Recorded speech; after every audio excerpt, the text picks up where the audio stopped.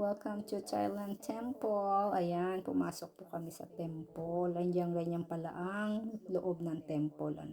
Yung mga nakadrawing dyan. Ayan, may mga kanya-kanyang meaning yan. Mga yan. Meron siyang history. Tapos yun yan, nandyan sa na yan. Meron din siyang history. Yung mga nakaukit-ukit dyan.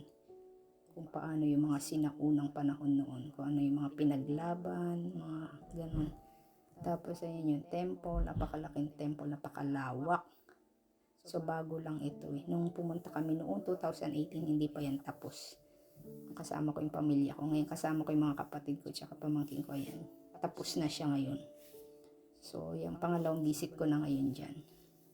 Sa temple na yan. No? Ayan yung temple na yan, 100 steps, 150 steps bago ka makarating doon sa tuktok. No, napakataas niya. No? Hihingaling ka. Tapos siya makikita nyo yan, dyan daw nililibing yung mga mong, nilalagay mga gold dyan, yung tinatago, binabaon daw doon.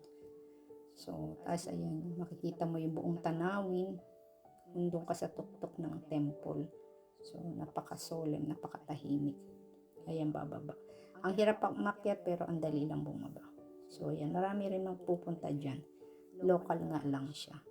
Thanks for watching.